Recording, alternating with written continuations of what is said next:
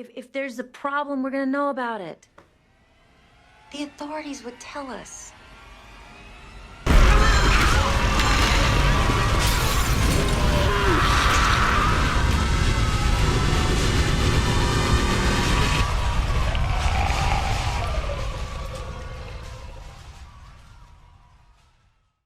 Alright folks, so today I'm going to take you through the events of Monument Day in the Walking Dead universe. For those of you who don't know, Monument Day is the name of the date society began collapsing in America. However, it is not the first day the dead began reanimating, so I'll take you through those events as well. This video is going to be acting as a prequel to my Operation Cobalt video, so if you haven't seen that one yet, check it out after this one. And of course, if you're feeling generous, drop a like on this video and sub if you're enjoying this type of content.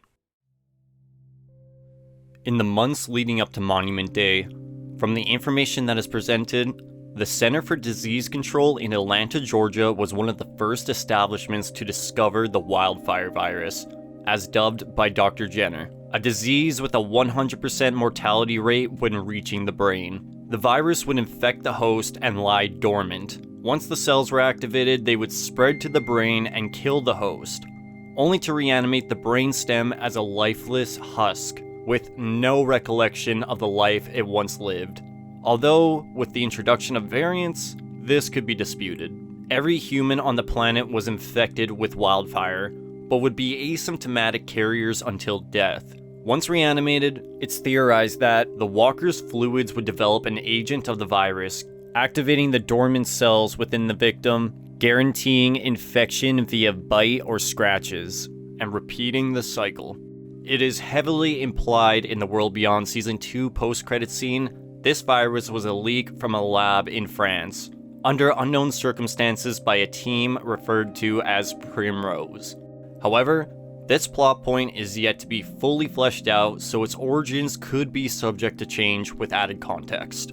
After many failed attempts to study and treat the virus, the CDC, along with the World Health Organization, would declare wildfire a global pandemic on August 25th, 2010. For reports in 5 states, they don't know if it's a virus or a microbe. 2 days before Monument Day is where we would see some of the first walkers rise amongst the public. The earliest on-screen case being Gloria in Fear the Walking Dead Season 1, Episode 1, in the morning of August 25th. However, we know the information on the virus was public, but not widespread, as Tobias had been reading reports of strange attacks across the country before this incident on online forums.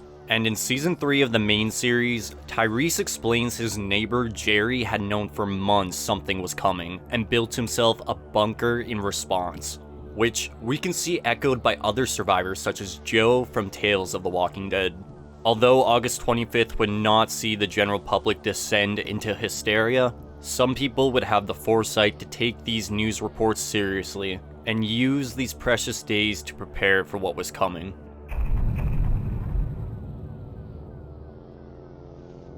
On August 26th, the general public began becoming aware of a strange sickness as news reports began covering instances of regular people being shot by police and standing back up as if nothing happened.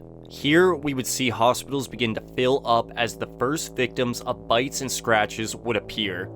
However, the fatality of these wounds would not be known at the time by the general public. As we know from the Walking Dead main series, it takes roughly 2 days for a bite victim to succumb to wildfire, evident from Glenn in Season 5 Episode 3, recalling his experience with Jim. Soon, stores would see their shelves emptied, as many were preparing for a temporary quarantine, not understanding the extinction level event that was to come. But by nightfall, walkers were roaming the public streets at increasing rates, infecting more and more people.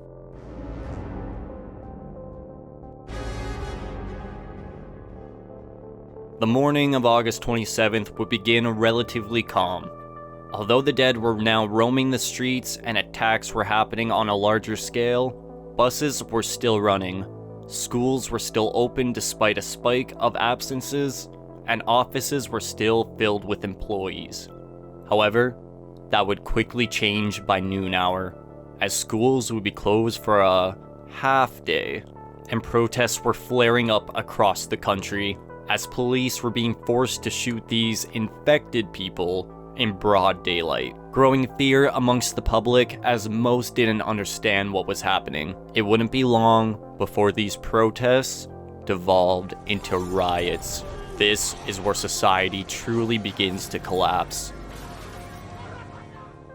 Cities would see a mass exodus as the public would flee in fear, but traffic jams would turn the scared gatherings into buffets. Riots would follow suit as nobody could distinguish the infected from the living in the chaos of burning streets. Medical, police, and fire services were completely overwhelmed. Doctors would flee for their lives. Hospitals became war zones as patients who naturally passed away and those succumbing to their bite wounds would begin turning. SWAT teams would be dispatched across the country, but how would they be able to distinguish the infected from the living? The streets of American cities were turning into a cesspool of cannibalism and flying bullets. As night fell, electrical grid workers would flee all the same, leaving the already chaotic cities in darkness. And with so many people trying to reach their loved ones, phone communications would be jammed by all the calls. This was unlike anything anyone has ever seen. What's interesting is that it appears most countries were just as unaware of the extinction level threat wildfire posed, or simply heavily dropped the ball in warning the public, as we see multiple instances of commercial airlines with passengers still flying around the world on the night of August 27th. But much like below, wildfire would begin taking victims on planes as well, infesting them and sending them nosediving into the ground below, creating even more chaos on this dreadful night. Some children at the time would be so traumatized by the planes falling, they would refer to this day later in life as the night the sky fell. Some of these planes would hit the sea, but survivors would be clawed at in the water by their fellow passengers. The ocean itself was its own can of awful, but I go more in depth on that here in my Pirate Seas video. It's unclear whether France saw society collapse on the same day as America, but we do know their version of Monument Day basically looked the same. If the world beyond post-credit scene is to be believed, and the virus did originate from France, it's possible society could have even started collapsing before America. The CDCs and other health establishments would see their professionals, in the words of Dr. Jenner, opt out in the hallways. Just saying, if I heard the health professionals, the people who are supposed to be fixing this, were giving up, I'd be thinking there's no hope right about then. By nightfall, the entire world was devolving into anarchy.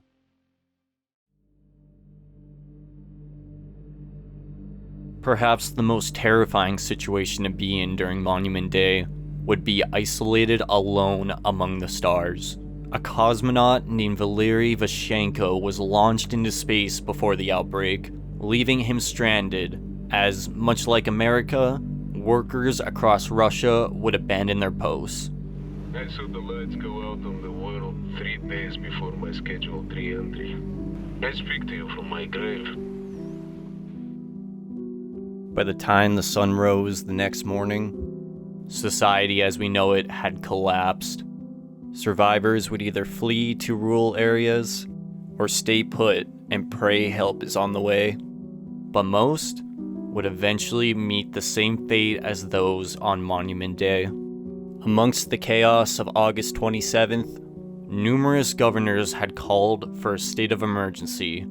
Martial law was declared, and in the early morning hours of August 28th, National Guards and Marines were deployed across the country in an attempt to take back the land from the dead, in what was dubbed Operation Cobalt.